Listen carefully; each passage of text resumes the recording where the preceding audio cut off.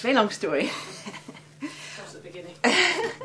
When I used to hear anything about Tibet, I felt a physical pain in my heart, and I knew I just wanted to do something about it to try and help. So I had to wait for the right moment in my life when I could do this. And I'd also always wanted to climb a mountain in Ecuador called Chimborazo, which just happens to be the point furthest from the centre of the Earth. So it's a bit of our Earth that sticks out most into space, if you like. So it is, in one way, the highest mountain in the world. And so my plan was to try and raise money for Tibetan schools and to do it by doing a sponsored climb of Chimborazo. And it kind of developed into collecting messages of peace and pledges of peace and helping the environment from as many people as we can, many from children worldwide, and taking them to this highest place as a kind of representative help to take the highest that you can, the highest ideals that you can bring to yourself to the highest point on the planet, as a way of, if you like, bringing little blobs of light into one big blob of light to help the greater good. So this has all kind of developed over the last few years, and we did the event on Chimborazo as the first kind of peace climb, and then we went to, at the Millennium, the point furthest from the centre of the Earth, which is on the Chile-Bolivian border, and then we took more messages that we will continue to collect in from where do we go next? We went to Tibet, to sacred mountains in Tibet, Mount Kailash, Shishapangma, Everest, and so on. And then we went up the tallest mountain in the world, which happens to be in Hawaii, because you've got 5,000 metres below the ocean. And we took peace messages then, and that was a run. We've just got back from the magnetic North Pole, which involved taking messages up there, because the top of the world, obviously. So we've kind of developed this system of trying to create a network of light around the planet as a way of assisting the peace and harmony of the planet. And it all is a representation of the Tibetan tradition of flying prayer flags from the highest places possible. So they write little prayers, little peace messages on the flags, fly them from as high as you possibly can, and it's always been said that this will bring down blessings of peace and harmony and happiness to all beings. So that's the thinking behind it. So on these ventures, I kind of feel that it's a giving of self, and if you give everything you possibly can and push yourself to limits and beyond, then you come and you arrive at the place of ceremony to send the messages off in a state of unconditional love, and this is the correct way to send the messages off, so they can send off. So on most of these occasions we really have to push ourselves to the limit and give everything you've got. For example, on Chimborazo, at one point I knew I was going to die, and it was a matter of really facing yourself and letting go of everything, all the gunk in life, and even your own life, so that you came kind of on your knees in the most humble way that you can. This to me is a really important thing. So on that occasion, close to the summit, it was all just complete mist, so there wasn't anything in the rest of the world. It was all absolutely an inward journey as well. And these outward journeys are, of course, always reflection of the inner journey that we're making oneself, and you learn huge amounts along the way and gain huge strengths, which I think is what it's all about. The patron of Climb for Tibet is His Holiness the Dalai Lama. We're very honoured that this is so. As is known, that Tibet is in a very tricky situation. 55 years ago it was occupied, and it's been in a very oppressed state ever since. So there's this deep need that the Tibetans have to try and find freedom, basically. But maybe because of this invasion, the whole of the Tibetan wisdom and knowledge is now all around the world and available for everybody, which is something fantastic. So the Dalai Lama says that the best way to try and keep the structure of the country together, because we have a situation there where parents are sending their children out over the mountains illicitly in the dark, in the winter, with no clothes, no food. A lot of them die and have frostbite, to try and find an education in India and Nepal and other parts of the world. So the Dalai Lama says the best way to try and help keep the structure of Tibet there is to build schools actually within Tibet, to try and keep the basic family together of the Tibetan people, and to keep them there in their country and to have a future, and to be able to have the opportunity to live in the modern world as it is today for the Tibetans. So we built a school that's just opened about a month ago, which has it was in a community of 900 people. Only 2 of them could read or write. So there's a huge need to try and help here. So it's all part of sharing the resources of the world, is how I see it. So we raise money for the Tibetan cause principally. We've had various schools, but every country that we're in, we're trying to kind of give back there. For example, in the magnetic North Pole, where we've just been, we contributed towards an Inuit education scheme, and also a polar bear surrogate mother project. And also just the plight of the Tibetans is inevitably highlighted in the work that we do. But I kind of see the work that we do as a kind of upholding the light of the Tibetan spirit to help peace on earth, because they give so much out. And then, of course, the most wonderful example, His Holiness the Dalai Lama, who said, in spite of all this invasion, oppression and dreadful things, I mean, he's lost his country, his land, his culture, his people, everything that he held dear, and he still says, we must love and respect the people that have invaded us. We must always give love and respect. And I know when I have troubles in life and I think, oh, that's dreadful, I just think of that, and it just makes me feel really humble. It's a wonderful inspiration. Well, up in the north of Canada, where we were heading off for the magnetic North Pole from Resolute Bay, you're at the cutting edge of global warming, if you like. You can see it happening before your eyes there. It's where the Northwest Passage more or less went through, and there was only about 6 weeks of the year where the bay was open, and the one ship that brought in the whole supplies for the community came in within that time. This year, we were speaking with a friend a couple of weeks ago there. It was 3 weeks later that the ice actually came. And so here is global warming actually happening. And that 3 weeks means that the seals can't produce, and the pups can't be around, which is the basic food of the polar bear. And so the mother polar bears are that much more weakened to bring up their young. And gradually the polar bears are really struggling. They haven't got all the ice that they need to be able to eat, and they're moving further and further north, and they're going into communities to try and find food. And it's so sad, because having been there, you think 50 years' time you can't see any polar bears being there, you can't see any Inuit culture, and you can't see any summer Arctic ice at all. So it's really happening fast there. And it makes you think that here is a situation that we are all affecting. We can do something about it. We can have all these pledges that we're collecting, little kids saying, I'm going to bike to school, not use my car, I'm going to turn the lights off, I'm going to plant a tree. It is up to us to make a difference, and we can all do something, and if enough of us do, then we can. So this is why particularly we're trying to help the polar bear. It's just a question of finding a mum polar bear with one baby, and where there's another spare baby that's lost its mum, putting them together to create a family, just to try and help. But it's also kind of giving back to the polar bear spirit, because it was so lovely to be up with the Inuit community. They really honour the polar bear. They still have a certain number that they're allowed to kill every year, but they know that the polar bear spirit gives himself to the Inuit people, and they honour him in every way they possibly can. And it's a wonderful expression of harmony as to how it all happens there. It's just beautiful to see that.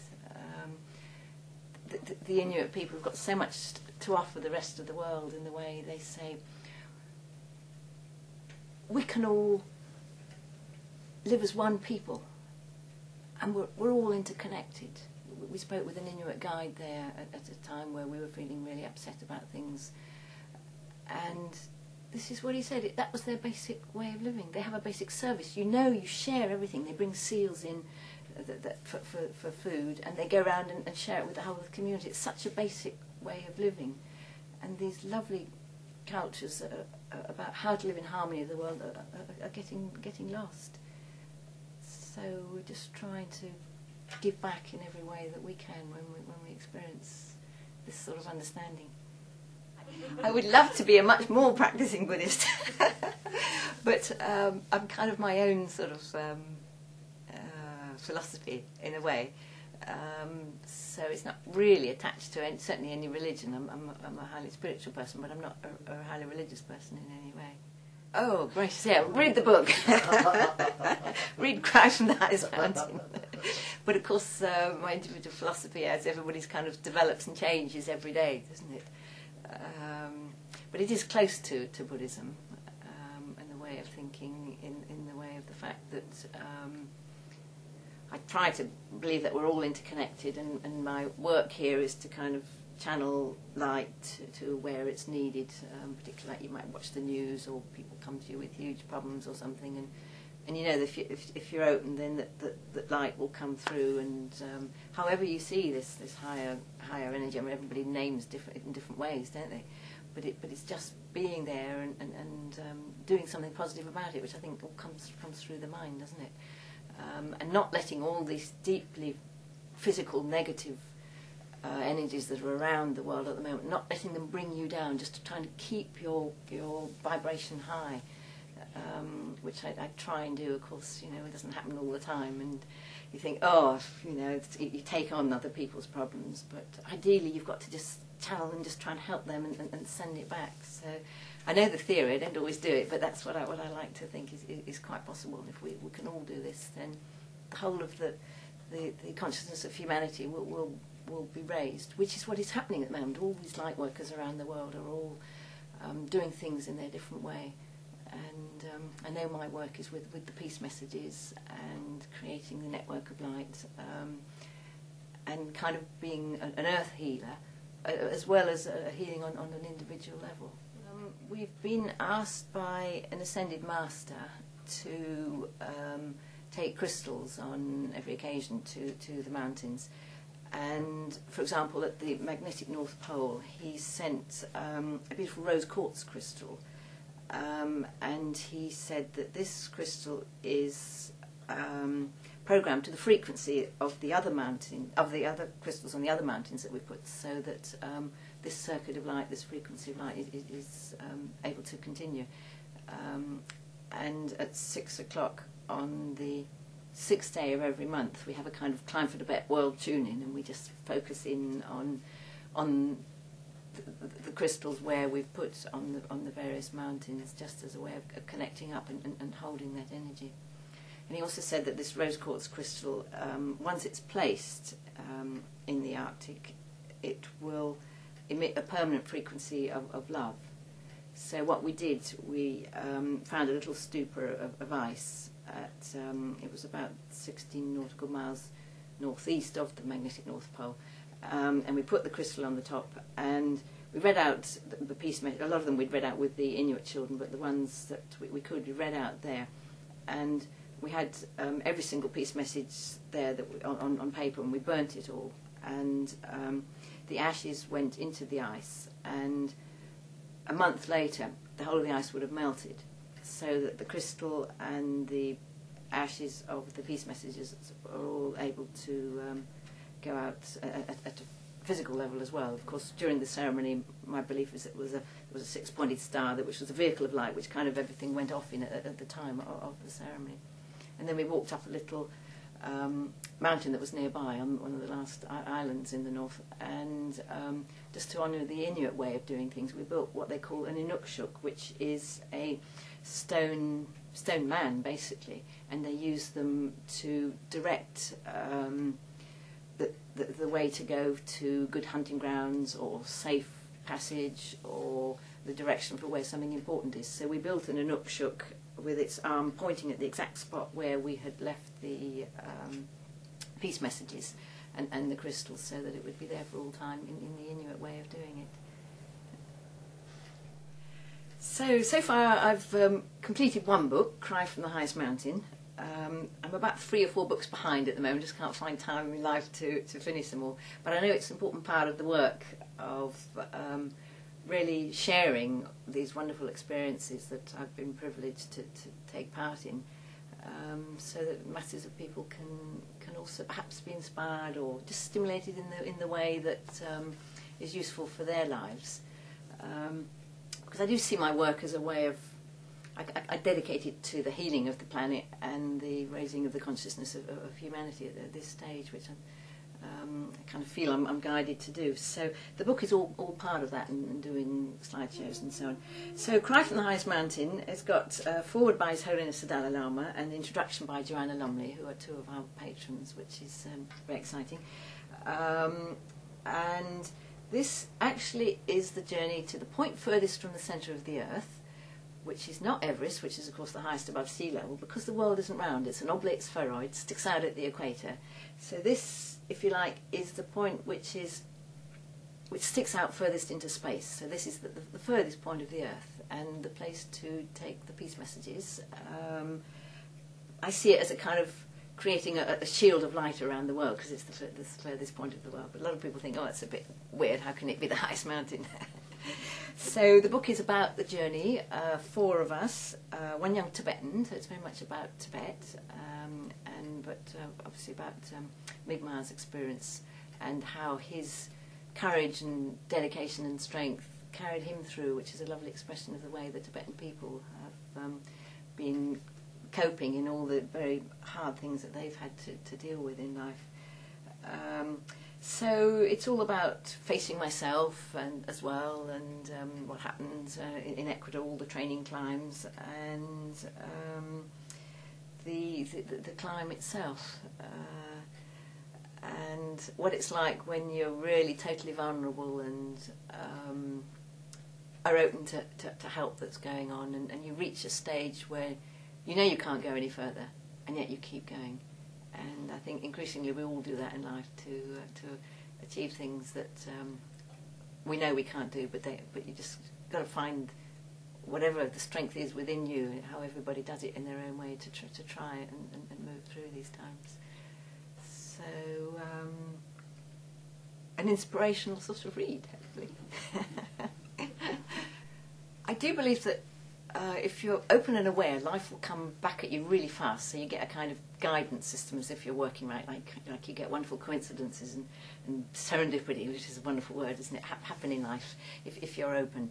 So for example, supposing you're going out to a meeting and you've got to be really careful what you bring up, what you say, then you might be on the way out the door and the cat might be sick all over the carpet.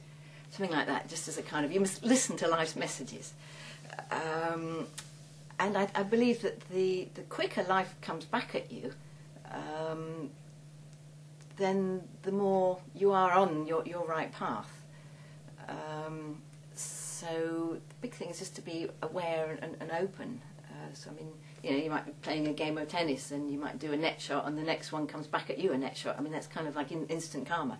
But I do believe it happens a lot. And if you're kind of on the wrong path, it doesn't feel right, you don't feel really excited and good about what you're doing, then these don't come, I find, in quite the same way. I need to think of some more examples, and I can't think of any at the moment. Okay, right now, so it's the Dalai Lama, is it? Yes. So that's when you first met him, how you found him. Right, okay. Well, the first time I actually met the Dalai Lama, well, kind of met, was I was at a meeting in Oxford. He was talking, and I somehow got in with the press people upstairs, and I was actually above him. I felt really awkward because I was sitting above him. It just didn't feel right at all. But he walked into the room, and I burst into tears. And every time he has appeared, that's exactly the same, because, well, he is said to be the embodiment of compassion, and so I guess it's such a heart-opening thing that this happens. And I'm just going all cold, so we're talking about this. So it's just a wonderful, and on that occasion, afterwards, he was coming out through all the crowds, and everybody was kind of milling around him, and I kind of thrust my hand through, and he grabbed onto it, and while he was talking to other people, he kind of held my hand for quite a, you know, it felt like 2 or 3 minutes, which was an extraordinary experience. It was really lovely. I didn't say anything on that occasion, But then when we actually did have a meeting with him, it was kind of, life kind of fitted it together, so it happened for us, even though he wasn't meant to be there, in Dharamsala, where he lives.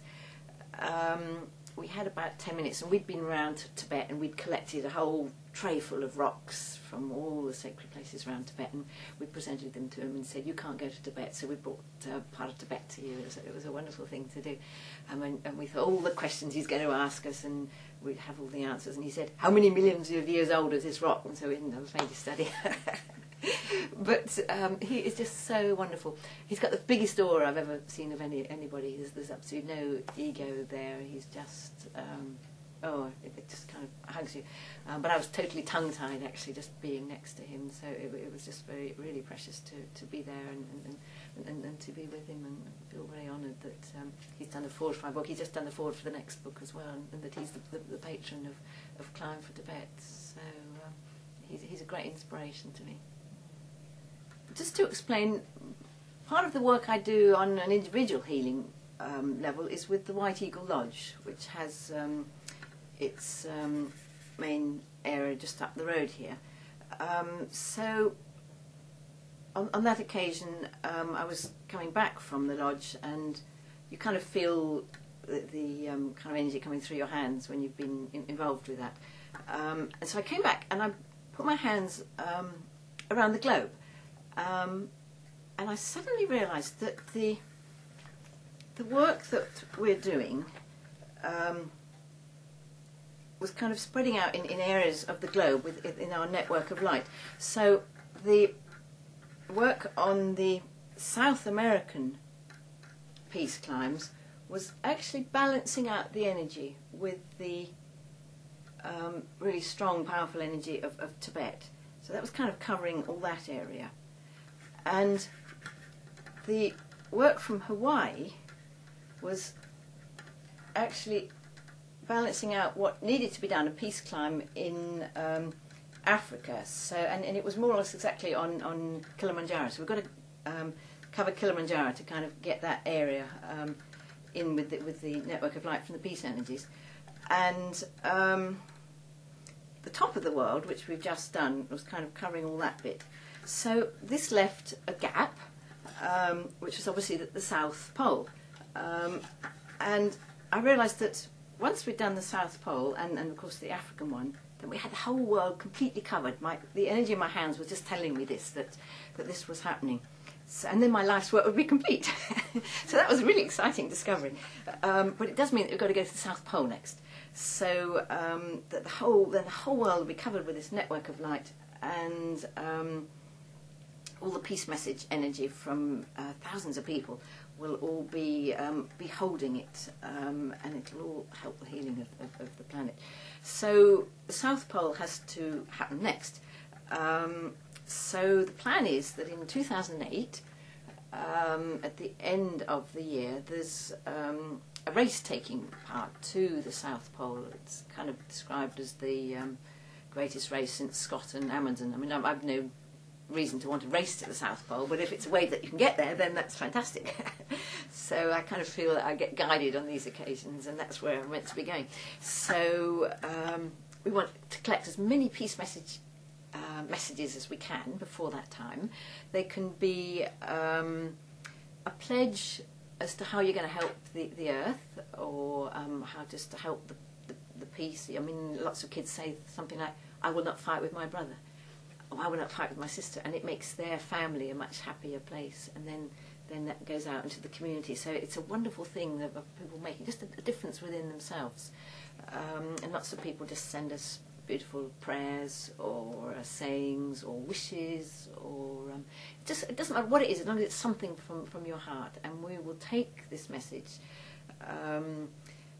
and express it somehow at the South Pole. It does mean we've got to turn the world upside down, because we have to go to the highest places, but how do we know which way up is anyway with the earth? So that's the plan. So please, everybody, send us masses of messages, and we will deliver them in the appropriate way. And how are you actually going to get? Oh, how are we going to get there? Yes. Right. Is it skiing or is it? The plan is on skis, in the same way that we've been skiing to the magnetic North Pole in the Arctic. The plan is to have a big pulk which is kind of big sledge with all the equipment and survival stuff and tent and fuel and food and everything. We'll be in teams of 3, and we'll go. I think the plan is 450 nautical miles, so it'll be about 6 weeks continual travelling.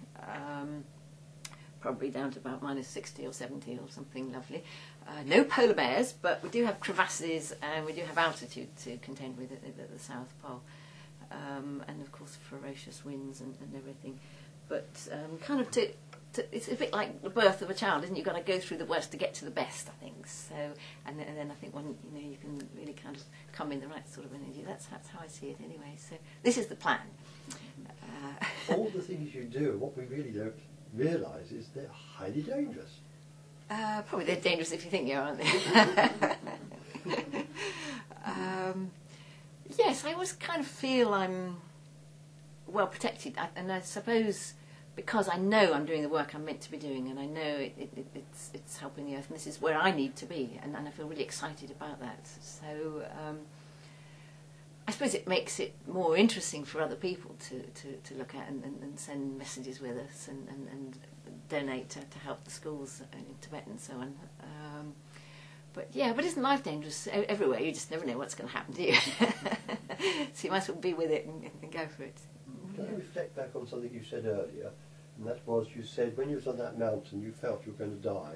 Right. But you never explained what it was that happened to you that gave you that feeling. When I was on Chimborazo and knew I was going to die, it was at that stage because of altitude sickness. When you Chimborazo is 6,310 metres above sea level, so you're into this area where you've got half the amount of oxygen that you're breathing in that you get at sea level. So it affects your body physiologically hugely, and there's 2 really nasty things that can happen. You can get pulmonary edema, where you get liquid on the lungs, or you can get cerebral edema, where you get liquid on the brains, and everything kind of feels like it's exploding. And that's what I felt, that I had cerebral edema and my whole head was exploding, and the brain was kind of doing weird and funny things. And at that stage, you know that you have to go straight down immediately if you're going to survive. But I made the decision that I had to keep going because I was doing work for the Earth, and so you just have to do that. So I think that's why I really had to really face everything within me at that stage.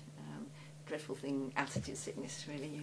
That's an incredible decision though to make, isn't it? I guess so. Yeah. Did you feel that you were moved by external forces, or did you feel that your own character was pushing you forward? What was it to make such a major decision of life and death at that particular moment? I felt the responsibility of all the people that had sent us their messages and all the help we were trying to do. I just knew it was important. I just knew I had to do it. And I also knew I did have help, kind of all the time. I feel guidance. And I think it's always there if people open up and listen, and if you're doing the work that you know is right for you, if you can find that place where this is what I was born for. You know, it didn't matter what happened beyond. Even thoughts of my children, which is, the most kind of deep connection that I have on the earth with my children, and I knew that they would kind of understand that. It was kind of beyond that. It was kind of beyond time in a way. You're into the kind of where everything is, and therefore everything's fine, everything's okay. You're into that. I suppose it's a kind of higher state of love in some ways, isn't it? We're talking about 2008, and I can't believe that you're going to go to the South Pole and just retire. No, I can't. I feel that there must be a vision beyond that. Beyond that? Yes. Well, I'm 58, so this is why you kind of got to get on with things like this. And my partner Pete is 60, so in a couple of years' time, we'll be old age pensioners. But having achieved this, and then there's all the kind of sharing that happens after that, and we have the African mountain too. So writing books will probably take me a couple of years after that, I think. But who knows? Yeah, I'm open to anything. So the big thing is for as many people as possible to come and be part of what we're doing. So how can you be part of it? You can tune in at 6 o'clock, at 6 p.m. Once a month to kind of help world peace. Or of course tune in any time, all the time. Send us peace messages. That would be fantastic. The more we take, the more powerful it is. We've got a couple of years, but it's the creation of the peace messages and the holding of that energy that is making a difference in the world. And every single thing that every person thinks, every single thing that they do, everything that they say, everything they are makes a difference in the world. If you're giving out negative, grungy sort of energy, that's what the world will reflect back to you. If you're giving out love, then the whole world will be full of love. If you're sending out fear, then that's what's going to come back. We're all deeply responsible for every single thing that's going on around the world. So our peace message is kind of reflection of this thinking, of putting it in something physical that you can do. But the big thing is never forget that each one of us can make a huge difference. And that's a fantastically exciting thing.